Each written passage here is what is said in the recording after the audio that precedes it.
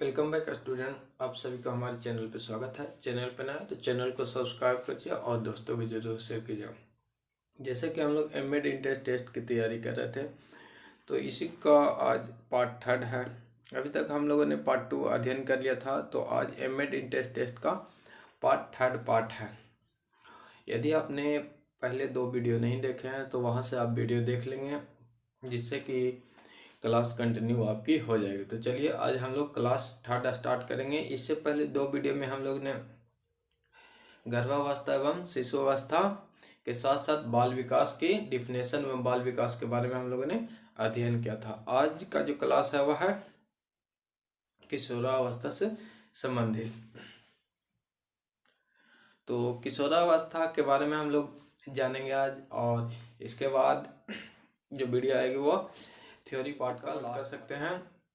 MEd, BEd, DElEd किसी प्रकार की परेशानी हो तो आप नीचे कमेंट्स कर सकते हैं, या एडमिशन किसी भी कॉलेज में चाहिए आपको तो आप सजेशन ले सकते हैं एडमिशन से संबंधित। तो पहला जो पॉइंट हुआ है आज का किशोरावस्था। किशोरावस्था को हम लोग अंग्रेजी में एडोलेंस कहते हैं। एडोलेंस शब्द का हिंदी रूपांतरण है किशोरावस्था। एडोलेंस का जो हिंदी रूपांतरण हुआ है किशोरावस्था। तो आज हम लोग एडोलेंस को अध्ययन करेंगे। तो सबसे पहले देख लेते हैं जो किशोरावस्था क्या है। किशोरावस्था पर क्रमबद्ध एवं व्यवस्थित अध्ययन जो किया गया था वह अमेरिका के मनोवैज्ञानिक स्टैनली हॉल ने किया था। किसने किया था? किशोरावस्था पर क्रमबद्ध एवं सिस्टमेटिक ढंग से जो अध्ययन किया था वह अमेरिका के मनोवैज्ञानिक थे, वह थे स्टैनली हॉल। 1904 ईस्वी में जो था वह किशोरावस्था के सिद्धांत का प्रतिपादन हुआ था। किशोरावस्था की जो अवधि है वह है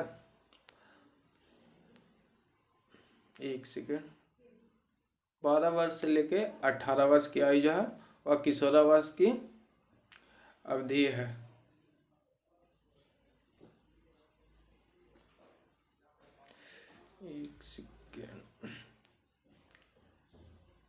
किशोरावस्था की अवधि जो है वह 12 वर्ष से लेके 18 वर्ष तक है। तो हम लोग इसे आगे अध्ययन करेंगे। देखते हैं नेक्स्ट पॉइंट जो है वह है किशोरावस्था का सिद्धांत। किशोरावस्था का 2 सिद्धांत दिया गया था, त्वरित विकास का सिद्धांत और क्रमिक विकास का सिद्धांत। त्वरित विकास के सिद्धांत के अंतर्गत आकस्मिक विकास होते हैं, वह त्वरित विकास के सिद्धांत के अंतर्गत आते हैं, और क्रमिक विकास के सिद्धांत थॉर्नडाइक ने दिए थे। इसके बाद किशोरावस्था को 2 भाग में बांटा गया है। वह है पहला पूर्व किशोरावस्था और दूसरा है उत्तर किशोरावस्था। तो पूर्व किशोरावस्था 13 से 16 वर्ष की अवस्था और उत्तर किशोरावस्था 16 से 18 वर्ष की अवस्था है। किशोरावस्था से संबंधित आपकी जो तथ्य पूछे जाएंगे वह अवधि पूछी जाएगी, और इसकी जो अन्य कार्य हैं या अन्य नाम है उसका ऑप्शन आपको आएगा। किशोरावस्था के आपको इसमें डिटेल अध्ययन व्याख्या लिखने को नहीं मिलेगी। तो ये चीज़ जो मेन टॉपिक है उसी चीज़ को हम लोग कवर करेंगे। ये एज आप याद रखेंगे, किशोरावस्था की जो एज है वह है 12 वर्ष से लेकर 18 वर्ष तक। और किशोरावस्था को 2 भाग में बांटा गया था, पहला था पूर्व किशोरावस्था और दूसरा उत्तर किशोरावस्था। किशोरावस्था के एक अन्य जो नाम है जिसे संबोधित किया जाता है, जैसे किशोरावस्था को जीवन का कठिन काल कहा जाता है, क्योंकि यह जो अवधि है वह 12 से 18 वर्ष की एज है। इस अवधि में बालक की जीवन बहुत ही कठिन काल से गुजरती है, कार्यों से गुजरती है, क्योंकि इस समय बालक जो है वह चिंतन करना स्टार्ट कर देते हैं और वह विभिन्न प्रकार की तथ्यों के बारे में सोचने लगते हैं। जैसे यहाँ पे हम लोग देखेंगे पिक्चर में जो है वह मनोरंजन करते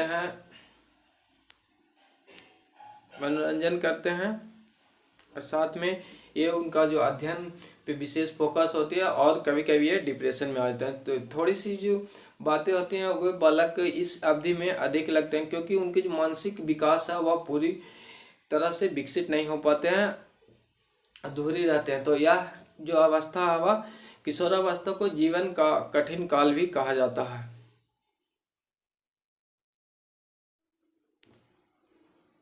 इसके बाद हम लोग देख लेंगे सेकंड पॉइंट जो है आंधी तूफान की अवस्था भी कहा जाता है। इस अवस्था को आंधी तूफान की अवस्था कहा जाता है। तनाव एवं संघर्ष की अवस्था कहते हैं। जैसे देखते हैं किसी भी चीज़ों को बालक जो है वह थोड़ा सा नहीं समझ पाते हैं तो उसमें वह तनाव एवं संघर्ष करने लगते हैं। चीज़ों को करने के लिए अग्रसर होते हैं तो वह संघर्ष करते हैं उस चीज कार्य को समाप्त करने के लिए। वहीं फिर सेकंड है समस्याओं की आई भी कहा जाता है। ये तर्क चिंतन की अवस्था है। ये पॉइंट आप वेरी वेरी इंपॉर्टेंट में नोट करेंगे। तर्क चिंतन की अवस्था, किशोरावस्था को तर्क चिंतन की अवस्था कहा जाता है।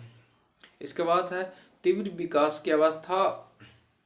किशोरावस्था जो है वह तीव्र विकास की अवस्था है। इसमें जो विकास होती है तीव्र गति से होती है। और किशोरावस्था को जो है स्वर्ण काल भी कहा जाता है, क्योंकि इस अवस्था में बालक की जो विकास होती है वह अत्यधिक एवं यहाँ से जो बालक की विकास होती है वह उचित रूप से होती है तो वह आगे की ओर अग्रसर होते हैं, और अनुचित विकास होते हैं या गलत रास्ते वो पकड़ लेते हैं तो वह नीचे की ओर चले जाते हैं, यानी उसकी जो विकास होती है वह डाउनवर्ड हो जाता है, जिसके कारण उनके जीवन में परेशानियों का सामना करना पड़ता है। स्वर्ण काल इसलिए इस अवस्था को कहा जाता है क्योंकि इस अवस्था में बालक यदि अच्छे राह पे रहते हैं तो उनका विकास अच्छी तरह से हो पाती है। और किशोरावस्था को ही टीन एज की अवस्था कहा जाता है। तो इन सभी बिंदुओं को आप याद करके रखेंगे। किशोरावस्था जो है जीवन का कठिन काल है। आंधी तूफान की अवस्था कहा जाता है। तनाव एवं संघर्ष की अवस्था है। समस्या की आयु है, समस्याओं का आयु है। तर्क चिंतन की अवस्था, तीव्र विकास की अवस्था एवं स्वर्ण काल एवं टीन एज, ये सभी तथ्यों को आप याद रखेंगे। इसके बाद नेक्स्ट चलेंगे हम लोग एमएड संबंधित। आपको किसी प्रकार की परेशानी हो तो नीचे कमेंट कर सकते हैं। और लास्ट 2 वीडियो जो आपके हैं वह डिस्क्रिप्शन में लिंक दे दिया जाएगा, और साथ में जो आई बटन है वहाँ पे भी आपको लिंक दे दिया जाएगा। इसके बाद नेक्स्ट जो हम लोग देखेंगे वह है विशेषताएं। किशोरावस्था की जो विशेषताएं हैं इसके बारे में हम लोग चर्चा करेंगे। किशोरावस्था की विशेषताएं को देखेंगे हम लोग।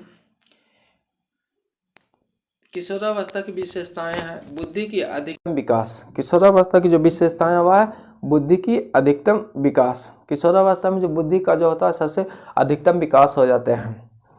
और किशोरावस्था में काम प्रवृत्ति होती है। बालक जैसे ही 12 वर्ष से ऊपर होते हैं तो उसमें काम करने की प्रवृत्ति वह प्रबल होती है, वह किसी कार्य को करने की इच्छुक होते हैं। इसके बाद जो इसकी विशेषता है विचारों में मतभेद। आपने अधिकांशतः देखे होंगे कि जैसे ही बालक किशोरावस्था में यानी 12 वर्ष की आयु में आते हैं तो विचारों में उनकी मतभेद होने स्टार्ट हो जाते हैं। जैसे जैसे उनकी आयु बढ़ती है उसमें मानसिक विकास होते हैं और तथ्यों पे वह मतभेद करना स्टार्ट कर देते हैं। इसके बाद कल्पनाशील हो जाते हैं। किशोरावस्था में की जो एक विशेषता है वह है कल्पनाशील। किशोरावस्था में बालक अपनी जो विचार हैं वह कल्पनाशील रूप से करना स्टार्ट कर देते हैं। और इसके बाद नेक्स्ट जो विशेषता है वह है समायोजन का अभाव। किशोरावस्था में जो है वह समायोजन का अभाव होता है, क्योंकि समायोजन का अभाव का कारण है क्योंकि जो बालक की मानसिक विकास एवं अनुभव जो है वह पूरी नहीं हो पाते हैं, इसके कारण उसमें समायोजन का अभाव होता है। इसके बाद नेक्स्ट देखते हैं हम लोग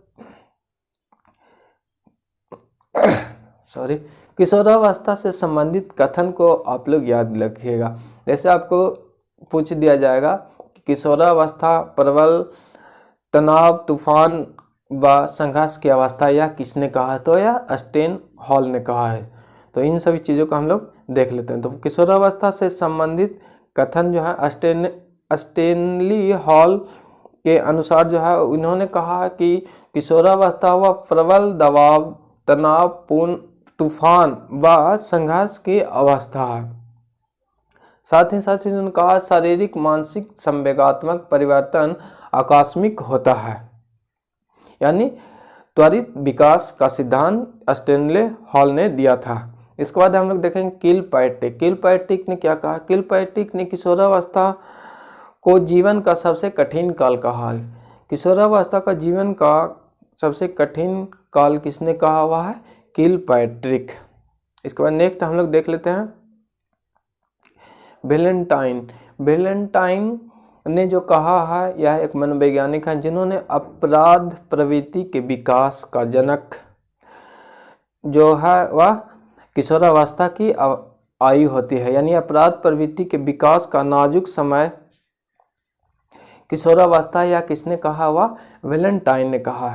तो इन सभी कथनों को आप लोग याद रखेंगे। मेन जो शब्द है, संबंधित शब्द हैं, जैसे किशोरावस्था जीवन का सबसे कठिन काल है, किलपर्टिक ने कहा है। वेलेंटाइन ने क्या कहा कि जो किशोरावस्था की जो अपराध की प्रवृत्ति है वह किशोरावस्था नाजुक समय है, यानी इस अवस्था में बालक जो अपराध की प्रवृत्ति की ओर जा सकते हैं। तो किशोरावस्था में जो माता पिता होते हैं उन्हें अपने बालकों पे अधिक कंट्रोल यानी उन पे नज़र रखना चाहिए।